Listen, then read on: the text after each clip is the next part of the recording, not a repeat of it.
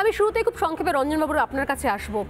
একাধিকবার যে অভিযোগগুলো করা হচ্ছিল যে সরাসরি সন্দীপ ঘোষ প্রশাসনের মদতে পুলিশের সহায়তায় এই গোটা নেক্সাস চালিয়ে গিয়েছে এবং সেদিনকের ঘটনার পুঙ্খানুপুঙ্খ বিবরণ, পুঙ্খানুপুঙ্খ পরিকল্পনা শুধুমাত্র একা সন্দীপ ঘোষ করেছেন এমনটা নয়, তার সঙ্গে প্রচ্ছন্নভাবে প্রত্যক্ষভাবে রাজ্য পুলিশ এবং প্রশাসন একসঙ্গে হাতে হাত রেখে কাজ করেছে।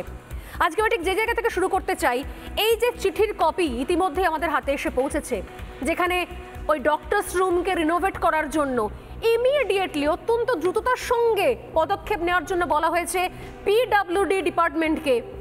সেইখানে স্পষ্ট লেখা রয়েছে যে রাজ্যের স্বাস্থ্য সচিব স্বাস্থ্য দপ্তরের সঙ্গে আগেই ডিসকাশন হয়ে গেছিল, সেই মোতাবেক কাজ শুরু করার নির্দেশ তিনি দিয়েছেন। অতএব এই চিঠি, এই নির্দেশ প্রমাণ করে দিচ্ছে নাকি আরও একবার যে সন্দীপ ঘোষ শুধুমাত্র নিজের ঔদ্ধত্যে যে একা একা এই পুরো কর্মকাণ্ড চালাচ্ছিলেন এমন নয়, আসলে তার পাশে, তার মাথার ওপরে ছায়ার মতো ছিল রাজ্য পুলিশ এবং প্রশাসন। না হলে ঘটনাস্থল নষ্ট করার জন্য, তথ্য প্রমাণ লোপাট করার জন্য রাজ্যের স্বাস্থ্য দপ্তর কখনো অনুমতি দিতে পারে? তারা কখনো পারমিশন দিতে পারে? যেখানে এত বড় একটা ঘটনা ঘটেছে সেই জায়গা ভাঙচুর করার জন্য কি বলবেন রঞ্জনবাবু? দেখুন, আমি মনে করি সন্দীপ ঘোষ এখানে খুব জোর দাবা খেলার রুক, নাইট বা বিশপ হতে পারেন। তিনি কিংও নন, কুইনও নন, কারণ তার জন্য আরো অনেক বড় উপরে আমাদের পৌঁছতে হবে। সবেমাত্র হারাধনের 10টি ছেলের একটি উইকেট পড়েছিল, একটু আগেই আমরা খবর পেলাম দ্বিতীয় উইকেট পড়েছে। ডক্টর বিরূপাক্ষ বিশ্বাসকে স্বাস্থ্য দপ্তর থেকে সাসপেনশন করা হয়েছে, এই মাত্র সেই অর্ডারটা বেরিয়েছে এবং আমরা জানি এখনো আরো অনেক দূর পৌঁছতে হবে। দুটো ব্যাপার বললেন, একটা হচ্ছে ঠিক পোস্ট ফ্যাক্টো ঘটনার পরের দিনই 10 তারিখে যেভাবে দেওয়ালটাকে ভাঙা হলো এবং সেমিনার রুমের যে রিকনস্ট্রাকচারটা তৈরি করার চেষ্টা করলো, এভিডেন্স লোপাবের চেষ্টা ছাড়া আর অন্য কিচ্ছু নয়। আরেকটা অর্ডারও বেরিয়েছিল, সেটা হচ্ছে ইন্ডিপেন্ডেন্স ডে প্যারেডের জন্য সকালবেলা ভোর 5:30টার সময় বলা হয়েছিল এই সমস্ত চক্রীদের, যাতে তারা এইভাবে পোস্ট ফ্যাক্টো তাদের অপরাধকে মুছে ফেলতে পারে। আমি আবার বলবো আপনাদের যে এর যদি একদম সুলুক সন্ধান পেতে চান, ওই সমস্ত নেতারা ছিলেন, তারা WBMC ওয়েস্ট বেঙ্গল মেডিকেল কাউন্সিলের অফিসে বসে সব কিছু পরিকল্পনা করেছেন এবং তাদের মোবাইল টাওয়ার লোকেশন চেক করুন। আমি ক্যাটাগরিক্যালি বলছি যে doctor Sushanta Roy, doctor Tapas Chakraborty, doctor Virupaksha বিশ্বাস, ডক্টর অভিক দে, ডক্টর সুমন বিশ্বাস, ডক্টর সুব্রত সেন, এরা সেই দিন ওইখানে ছিলেন এবং ড্যামেজ রিপেয়ারিং ওয়ার্ক করার চেষ্টা করছিলেন। কিন্তু ঘটনার জল এত দূর বেরিয়ে যাওয়ার পরে তখন তো আর কিছু করা সম্ভব নয় এবং একটা লার্জার কনস্পিরেসিকে আটকানোর জন্য তাই পুলিশ আমাদের তিলোত্তম অভয়ার মা বাবাকে এইভাবে বিভ্রান্ত করেন, ঘন্টার পর ঘন্টা পোস্টমর্টেমকে আটকে রাখা হয়, কারণ তারা তখন কুচক্র করার চেষ্টা করছিলেন কি করে পুরো ব্যাপারটাকে, এই ব্লান্ডারটা যারা যেটা করে ফেলেছেন সেটাকে কিভাবে অন্য অভিমুখে ঘোরানো যায়। কিন্তু সত্য গোপন থাকে না, তাই এটা বেরিয়ে এসছে।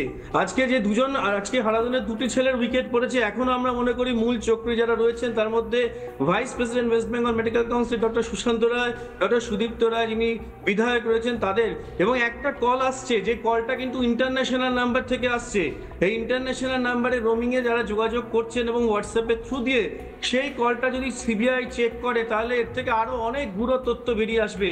আমরা দৃঢ় বিশ্বাস করি যে এই চক্রীদের বার করতে গেলে এখন স্বাস্থ্য ভবন অনেক তৎপর হচ্ছে, কিন্তু শস্যের মধ্যেই ভূত রয়েছে।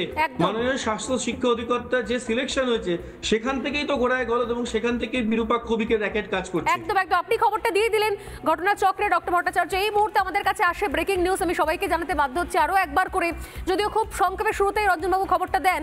এই মুহূর্তে ব্রেকিং নিউজ আমরা পাচ্ছি, আরজিকর কাণ্ডে বিরূপাক্ষ বিশ্বাসকে সাসপেন্ড করা হয়েছে। বিরূপাক্ষ বিশ্বাসকে সাসপেন্ড করলো স্বাস্থ্য ভবন। অবশেষে বিরূপাক্ষের বিরুদ্ধে পদক্ষেপ নিল স্বাস্থ্য ভবন, এতগুলো দিন পর, এত বছর বাদে রাদার বলা ভালো।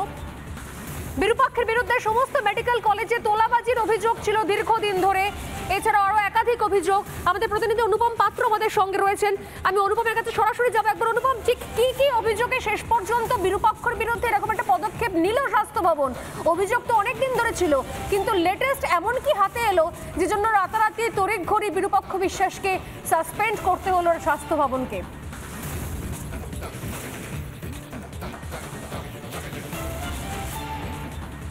দেখো, এই মুহূর্তে স্বাস্থ্য ভবনের যে অর্ডার কপি আমাদের কাছে এসছে সেখানে লেখা রয়েছে the senior resident doctor Virupaksha বিশ্বাস, ডিপার্টমেন্ট অফ প্যাথোলজি।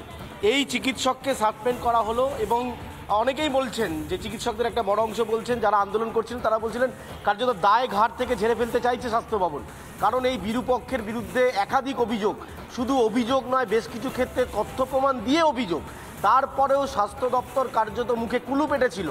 আরজি করের ঘটনার পর আস্তে আস্তে পর্দা সরছে। তারপর এই যে চিকিৎসক যারা রয়েছেন তোমার প্যানেলিস্টে, তারা যে একাধিক নাম বলছেন, এই রকম বেছে বেছে যাদের বিরুদ্ধে গুরুতর অভিযোগ রয়েছে, সেই সমস্ত অভিযোগ বেছে বেছে এই মুহূর্তে স্বাস্থ্য দপ্তর তোমায় জানিয়ে রাখি যে সাসপেনশনের অর্ডার করছে আস্তে আস্তে। কিন্তু প্রশ্ন হচ্ছে, দায় ঝেড়ে ফেলে আদতেও কি স্বাস্থ্য দপ্তর এই গোটা চক্র থেকে মুক্তি পেতে পারবে?